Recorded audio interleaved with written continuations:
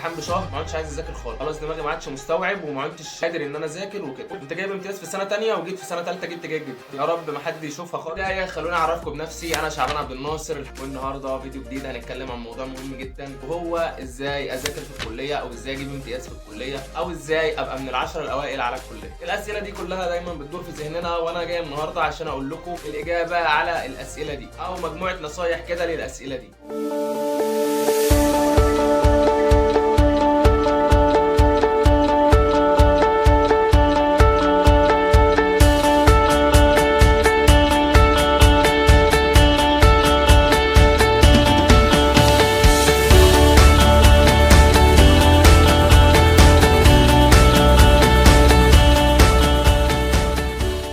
لازم تعرف دلوقتي ان حضرتك بقيت مستقل، يعني الوضع الحالي دلوقتي غير وضع الثانويه. دلوقتي انت ممكن تحضر المحاضره او ما تحضرهاش، تحضر للدكتور او ما تحضرلوش، تسمع فيديوهات على اليوتيوب او ترجع لكتب الكليه او كتب المكتبه اللي موجوده في الكليه وتقرا وتذاكر منها وكده. فالوضع مختلف خالص عن الثانويه. وطبعا اول نصيحه لازم في البدايه كده تقرا الكتاب كده وتتعرف على الكتاب، تتعرفوا على بعض، تاخد وتدي مع الكتاب كده وتعرف ايه الموضوعات اللي بيتكلم عنها الكتاب، تاخد فكره عامه كده. انا مش عايزك تذاكر مذاكره امتحان وتتعب نفسك واللي هو كأن انت داخل الامتحان بكره، لا، اتعرف على الماده كده واعرف الموضوعات اللي الماده بتتكلم عنها. دي اول حاجه. تاني حاجه طبعا لازم تكون محضر المحاضره، بحيث ان هو لو في حاجه وقفت معاك بتتكلم مع الدكتور وبتناقشوا فيها، والدكتور طبعا هيفيدك فيه. بعد كده حضرت المحاضره، بروح طبعا بحضر للدكتور، وفي البدايه طبعا لازم كلنا نحضر المحاضرات. بعد كده حضرتك انت اللي بتقرر هل احضر للدكتور دوت او لا. بستفاد منه، بيشرح كويس وطريقته كويسه وبيضيف اثناء الشرح معلومات مهمه ممكن يجي منها في الامتحان، او لا الدكتور بيشرح من الكتاب او بيقرا من الكتاب، انا ممكن اوفر الوقت دوت واذاكر في البيت. بعد كده حضرتك انت اللي هتقرر. وطبعا حضرت المحاضره للدكتور وناقشته في الحاجات اللي انا ما كنتش فاهمها. بعد كده اول ما بروح البيت لازم تقرا المحاضره، عشان انت كده بتثبت المعلومه اللي الدكتور شرحها. وبعد ما تقرا المحاضره عايزك بقى تكتبها بايدك كده وتبيضها بايدك، ده كمان بيثبت المعلومه عندك كويس جدا وان شاء الله مش هتنساها. كمان بعد كده النقطه اللي بعد كده او النصيحه اللي بعد كده، عايزك دايما تخلي مذاكرتك بعد الفجر، لان يا جماعه الوقت ده بجد فيه بركه. الكورتيزون بيبقى نشيط في الوقت دوت، وبيبقى الذهن خالي، والوضع كده مهيأ للمذاكره، والاجواء كده جميله. وصدقني الحاجه اللي انت هتقراها او هتذاكرها في الوقت ده انت مستحيل هتنساها. طيب النقطه اللي بعد كده والنصيحه اللي بعد كده، عايز كمان حضرتك الحاجه اللي انت بتقراها او تذاكرها، يعني انا مثلا ذاكرت النهارده مثلا وليكن 50 صفحه او ذاكرت موضوعات معينه، عايزك قبل ما تقوم بقى وتقفل الكتاب وخلاص انا خلصت مذاكره وهرمي الكتاب بقى، لا،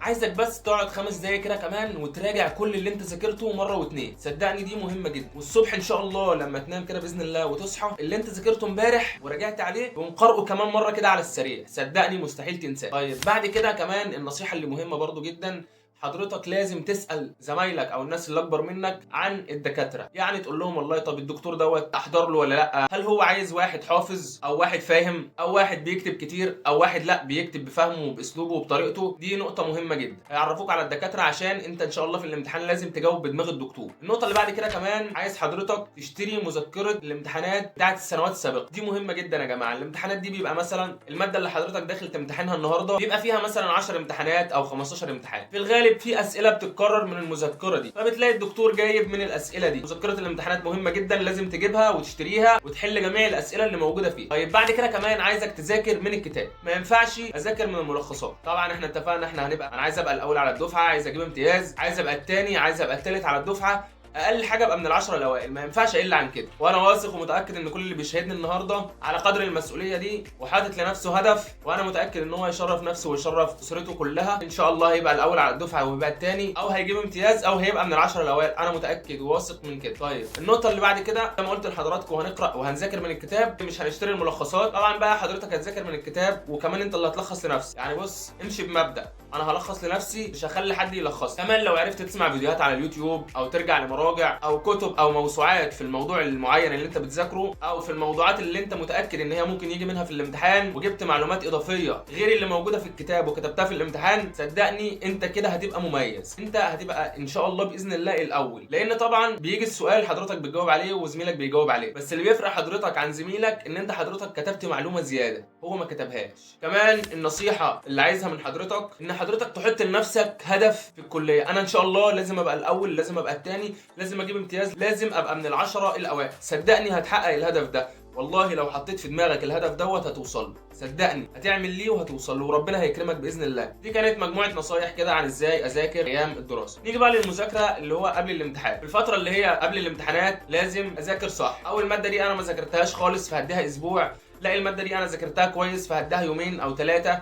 حضرتك اللي بتقرر بناء على مدى المامك بالماده دي. نخلي مذاكرتنا دايما قبل الفجر، خلصنا مذاكره قبل ما نقفل الكتاب بنراجع على اللي احنا ذاكرناه مره او 2، تاني يوم الصبح ان شاء الله بنراجع على اللي احنا ذاكرناه، كده بثبت المعلومه وان شاء الله عمري ما انساها. ليله الامتحان نصيحه، لازم تنام القدر الكافي قبل الامتحان. ما ينفعش باي شكل من الاشكال ان تروح الامتحان مطبق، صدقني هتروح الامتحان هتنام. وحصلت معايا قبل كده، وكنت بروح في حاجات ما ببقاش لسه خلصتها وعايز لسه اظبط برضو فيها شويه، فبضطر ان انا اطبق واروح الامتحان وانا مطبق. وانا في الامتحان لو في معلومه انا نسيتها وبحاول استرجعها وبحاول افتكرها، صدقني مستحيل ان هي ترجع. انا في الوقت ده عايز انام بس، مش عايز اي حاجه تاني. يوم الامتحان ان شاء الله لازم حضرتك تصحى قبل الامتحان بساعتين او 3 وتراجع على الماده على السريع. وقبل ما تروح الامتحان لازم تصلي ركعتين بنيه قضاء الحاجه، ان ربنا يكرمك وتجيب امتياز او تبقى الاول على الدفعه، او ان انت تقفل الماده دي تجيب فيها الدرجه النهائيه ان شاء الله. بعد كده كمان لازم تتصدق بمبلغ معين حتى لو بسيط، بنية ان ربنا يكرمك في الماده دي وتطلع الاول فيها او تجيب فيها امتياز او تحقق فيها الدرجه النهائيه. صدقني دي مهمه جدا. في بقى مجموعه نصايح كده هقولها لكم مهمه جدا لازم تعرفوها ان شاء الله وتستفيدوا منها. اولا لازم تختار صاحبك في الكليه، عشان هو اللي هيشجعك وهو اللي هيحمسك وهو اللي هيقول لك تعالى نحضر المحاضرات او هيقول لك حاجات تانية. تاني حاجه، لو حصل لك دروب او حصل لك موقف معين سنه من السنوات وجبت مجموع قليل او حصلت على تقدير قليل، مش عايزك تيأس ابدا، لا تخلي ده دافع ليك وحافز ليك ويشجعك ان شاء الله عشان تكمل وتقف على رجلك ان شاء الله وتكمل. لو وقعت مثلا في ترم او حاجه، حصلت معايا كتير، كنت جايب امتياز في سنه ثانيه وجيت في سنه ثالثه جبت جيد، فطبعا دي كانت بالنسبه لي يعني حاجه صعبه جدا، يا رب ما حد يشوفها خالص. جيت بقى في سنه رابعه عايز اعوض، طبعا ضغطت نفسي في سنه رابعه عشان اجيب امتياز ان شاء الله واعوض بقى سنه ثالثه. قبل الامتحان بشهر ما عدتش عايز اذاكر خالص، خلاص دماغي ما عادش مستوعب وما عدتش قادر ان انا اذاكر وكده. وجيت بعد كده قلت لا انا هاجل الترم دوت ومش هدخل امتحن في سنه رابعه. ومن هنا كان دور صاحبي وصديقي محمد رجب قال لي لا ما ينفعش تاجل، وهو اللي شجعني وهو اللي قال لي كمل، ما ينفعش تضيع سنه من عمرك، لا كمل وادخل الامتحان. وكمان بشكر محمد النحال زميلي برضه وقف جنبي السنه دي، بشكره جدا. المهم بعد كده الحمد لله دخلت سنه رابعه وربنا كرمني، جيت في الترم الثاني بقى ذاكرت. الترم الاول عدى على خير الحمد لله، كانت تقديرات مش قد كده ولكن جيت الحمد لله عوضت في الترم الثاني وبقت المواد كلها امتياز والحمد لله طلعت بامتياز في السنه دي. فعايز اقول لحضرتك انت عندك فرصه ان انت تعوض وعندك فرصه ان انت تقف على رجليك وترجع تاني تبقى احسن من الاول. مش عايزك لو حصل لك اي موقف او دروب ان انت تقف وتقول خلاص كده، لا كمل، عندك الاراده وعندك الرغبه ان شاء الله هتوصل لهدفك. ونصيحه كمان لازم تخلي علاقتك كويسه قوي بربنا، هو اللي هيوفقك. انت بتدخل الامتحان مذاكر الماده كله تمام وزي الفل، مجرد ان انت تدخل وتشوف ورقه الاسئله انت نسيت الاجابه، ممكن تفتكر الاجابه بعد ما تخرج من الامتحان، ودي حصلت معايا. فاهم حاجه في الامتحان توفيق ربنا. نصيحه اعمل اللي عليك واتعب، وافتكر يوم التخرج ان شاء الله من دلوقتي تقول ان شاء الله انا عايز لما اليوم ده يجي اكون اديت رسالتي وعملت اللي عليا وشرفت والدي ووالدتي ورفعت راسهم في السماء قدام الناس كلها واخليهم يفتخروا بيا يتباهوا بيا قدام الناس كلها. بس كده وبكده نكون وصلنا لنهايه حلقتنا النهارده. معلش طولت عليكم، وان شاء الله هعمل فيديو تاني كمان عن مذاكره ليله الامتحان ومذاكره يوم الامتحان ان شاء الله. الشكر موصول لمحمد عصران طبعا هو اللي بيعمل مونتاج للقناه دي. وبكده نكون وصلنا لنهايه حلقتنا النهارده. استنونا فيديوهات جايه. لو عجبك الفيديو ما تنساش تعمل لايك وتعمل اشتراك للقناه، فعل زر الجرس واعمل كمان مشاركه للفيديو عشان يوصل لاكبر عدد ممكن من زمايلك ومن الناس اللي محتاجه تشوفه. كان معكم شعبان عبد الناصر، بتمنى لكم كل التوفيق والسلام عليكم ورحمه الله